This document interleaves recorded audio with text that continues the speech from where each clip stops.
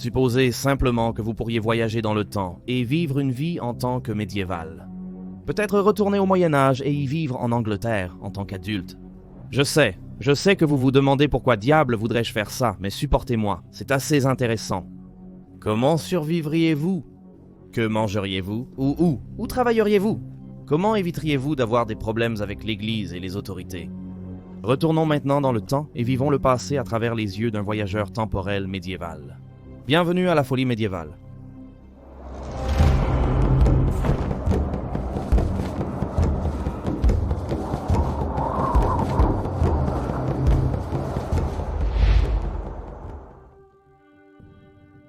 Riche homme, pauvre homme, je suis. Je suppose que vous n'auriez pas fait partie de la noblesse ou de la royauté. Je suppose que vous n'êtes pas un ici dans cette chronologie, et si vous l'êtes, veuillez quitter YouTube et faire quelque chose de plus important. Il est donc logique que vous n'auriez pas été un là-bas non plus. Il est probable que vous auriez été un paysan, comme l'était 85% de la population de l'Europe médiévale. À l'arrivée, se présenter à une abbaye ou un prieuré était judicieux. Les moines et les nonnes devaient vous accueillir, vous nourrir et vous héberger pour la nuit. Pendant vos promenades et votre recherche d'un endroit où vivre, il est toujours sage de voyager accompagné. C'est épisode de cette façon. Il y a beaucoup de voleurs et de bandits sur les routes de l'Angleterre médiévale. Apprendre à parler la langue serait essentiel. Cela sonnera complètement différent de l'anglais que vous parlez ici au XXIe siècle.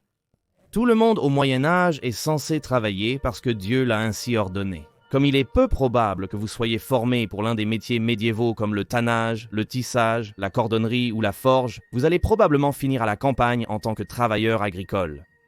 Un long cycle de labour, plantation, désherbage et récolte pour vous, chanceux. Essayez d'être bon. Dans l'Angleterre médiévale, l'Église catholique romaine régnait sur tout. Vous devrez vous assurer d'assister à chaque église tous les dimanches, sans faute, ou subir une amende, puis ne rien faire du tout pour le reste de la journée parce que c'est le jour du Seigneur, et tout le monde doit se reposer. Avoir des relations sexuelles avant le mariage entraîne une amende. Lorsque vous trouvez un partenaire, vous devrez demander la permission au seigneur du manoir avant de vous marier, sinon vous recevrez une double amende. Bien qu'un service religieux ne soit pas nécessaire pour se marier, un simple échange de vœux suivi de la consommation suffit. Selon le droit de l'Église, vous et votre partenaire ne pouvez avoir des relations sexuelles que pour procréer, pas pour le plaisir. Donc, cela doit être fait dans la position du missionnaire et après la tombée de la nuit, car vous n'êtes pas autorisé à vous voir nu. Vous ne pouvez pas avoir de relations sexuelles les jours de jeûne ou si votre femme est déjà enceinte. Après tout, le sexe sert juste à faire des bébés, donc il n'y a pas besoin de le faire si vous en avez déjà fait un. Vous voudriez certainement être vu comme un bon catholique. Jouer avec la religion ici pourrait vous valoir le bûcher. Il serait également judicieux d'apprendre le Notre Père, le Credo des apôtres et le Je vous salue Marie en latin dès que possible. Est-ce que mon pied semble long dans ça? Dans la société médiévale, les vêtements en disent long sur une personne. Au XIVe siècle, le roi Édouard III a promulgué des lois somptuaires pour empêcher la racaille de porter les mêmes vêtements que les nobles. Comment ose-t-il? Il vous faudrait donc éviter les vêtements en velours, en soie ou en fourrure, et tout ce qui est teint en bleu royal, violet ou cramoisi. Mais comme nous avons décidé que vous n'êtes qu'un paysan, vous ne pouvez pas vous les offrir.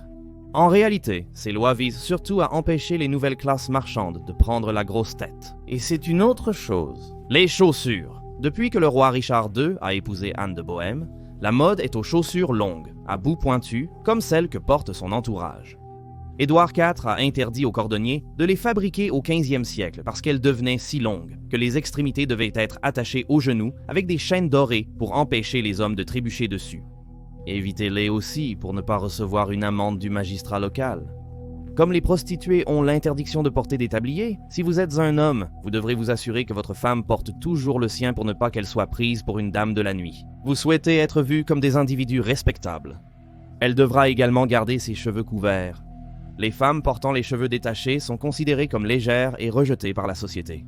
En ce qui concerne l'hygiène personnelle, vous devrez vous habituer à prendre des bains moins fréquemment, car il serait vraiment trop difficile de chauffer l'eau un seau à la fois et de tout vider plus tard. Le bain était réservé aux riches, pouvant payer 13 pence au baigneur pour remplir la baignoire le soir du bain. Si vous ne pouviez pas vous passer de vos produits de toilette de luxe, vous pouviez toujours aller chez l'apothicaire. Il pouvait vous vendre des pierres d'Alain que vous pouviez mouiller et passer sous vos aisselles pour les utiliser comme déodorant. N'oubliez pas de couper la croûte. Eh bien, pour commencer, vous devriez vous habituer à un régime complètement différent. Il n'y a pas de supermarché ou de fast-food ici. Espérons que vous auriez quelques poules pour les œufs et un petit jardin même si vous viviez dans une zone urbaine bondée. Cela signifierait des fruits et légumes frais, mais comme ils ne sont pas toujours de saison, apprenez à mariner, saler et sécher les aliments pour l'hiver. La cueillette est toujours une option, et c'est gratuit. Les haies et les bois regorgent d'ingrédients comme les baies, l'ail sauvage et les fleurs comestibles. Les orties peuvent être cuisinées comme des épinards ou utilisées pour teindre le lin. Les tiges séchées et épluchées peuvent servir de ficelle. Vous ne demanderiez pas l'addition en quittant une taverne, vous la demanderiez à votre arrivée, et on vous donnerait alors la carte, ce que nous appellerions un menu. Beaucoup d'autres mots ont également changé de sens depuis le Moyen-Âge. Nice signifie pointilleux et merveilleux signifie déroutant, donc vous devez être prudent et écouter attentivement jusqu'à ce que vous vous habituiez à la langue. Et souvenez-vous, le plus important de toutes ces informations, ne mangez pas la croûte d'une tarte si...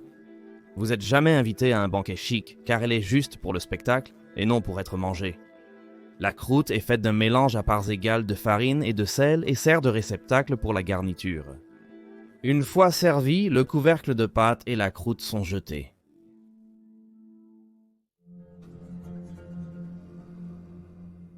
Quelqu'un m'apporte un médecin.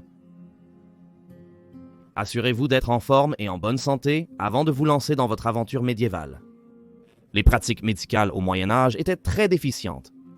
Il est aussi sage de vous assurer d'être à jour avec vos vaccins et de faire un contrôle dentaire.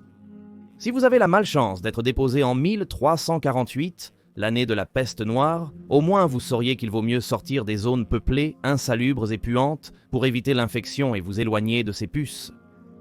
Survivre au XIVe siècle, en bonne santé et bien nourri, vous donnerait également de meilleures chances de survie face à des maladies comme le typhus, la diphtérie, la dysenterie, la variole et la lèpre. Et c'est là que j'aurais vraiment du mal. S'habituer aux bestioles rampantes est très important. Ces punaises de lit, puces et poux vont être partout, donc découvrir comment utiliser des fleurs comme la pulicaire et la lavande va aider. Espérez aussi ne pas vous blesser gravement. Sans antibiotiques, même une petite coupure peut rapidement s'infecter, entraînant une septicémie mortelle. Il y aura aussi des parasites à combattre, car les déchets humains sont utilisés comme engrais et les œufs de vers rond et de ténia sont souvent transmis car ils survivent dans le sol. L'empoisonnement par le moisi sur les cultures est un autre problème à éviter. Cela entraîne des convulsions, hallucinations et psychoses. Avouons-le, voyager jusqu'au Moyen-Âge était déjà assez stupide. Donc mourir dans un état d'hystérie folle ne changera pas grand-chose. Guerre est sur la guerre. Si un roi Plantagenet est sur le trône, vous pouvez parier que l'Angleterre est en guerre. C'est généralement avec les Français, mais parfois les Gallois et les Écossais sont aussi des défis. Mieux vaut rester en dehors de cela et ne pas s'impliquer si possible. Il est obligatoire pour tout homme entre 12 et 60 ans de s'entraîner à tirer à l'arc long. Être déjà adulte vous désavantage car vous n'avez pas pu développer vos capacités de tir tôt. Vous pourriez rejoindre les hommes à la guerre, mais il faudrait apprendre à monter à cheval. Vous pourriez être un soldat à pied avec une pique de 6 pieds et un petit bouclier. Si le seigneur local convoque ses locataires pour servir, vous devrez aller à la guerre sans autre choix. Et si vous surviviez à la bataille violente et sanglante sans être tué, mais que vous étiez estropié, vous finiriez par mendier dans les rues parce que vous ne pourriez plus travailler. Enfreindre la loi. En raison des niveaux élevés de pauvreté, le vol serait un problème majeur, mais vous n'auriez pas à vous soucier des pickpockets, car les poches n'ont même pas encore été inventées. Mais il y a beaucoup de coupe-bourses, alors assurez-vous simplement de garder votre bourse cachée sous vos vêtements et hors de vue. Si vous vous impliquez dans une activité criminelle, ce qui est une très mauvaise idée compte tenu de la sévérité des punitions médiévales, et si en plus vous vous faites attraper, alors là vous seriez vraiment stupide. Vous pourriez toujours devenir un approbateur et dénoncer 10 autres hommes pour obtenir votre pardon. Peu importe s'ils étaient avec vous lorsque vous avez commis le crime, tant qu'ils étaient jugés et condamnés au tribunal. C'est un moyen efficace de se débarrasser de quelqu'un qu'on apprécie guère, comme un beau-frère prétentieux ou un voisin indiscret. Si l'un d'eux était acquitté, il faudrait alors accuser d'autres personnes. Il fallait 10 hommes pour prendre votre place, où il n'y avait pas d'accord. Réciter un passage latin de la Bible par cœur est une autre façon de vous sortir des ennuis. Les paysans étaient majoritairement illettrés, contrairement aux clercs. Les clercs formés lisaient le latin et n'étaient jugés que par l'Église, qui ne pouvait prononcer de peine de mort, même pour meurtre. Prétendre être un membre du clergé en lisant la Bible vous permettra probablement d'éviter une punition. C'est toujours le même passage qui est requis, le premier verset du psaume 51. « Ô Dieu aimant, aie pitié, aie pitié de ma transgression. » Être capable de lire ceci a sauvé tant d'hommes de la pendaison qu'on l'appelle le verset du coup. En voyageant au Moyen-Âge, il faut s'adapter à la saleté, aux odeurs nauséabondes, aux parasites, aux maladies, à la religion omniprésente, au labeur épuisant et aux guerres incessantes. Ou ignorez simplement et abonnez-vous à notre chaîne. Merci d'avoir regardé, passez une excellente semaine, on se retrouve vendredi pour une nouvelle vidéo. Santé! Merci.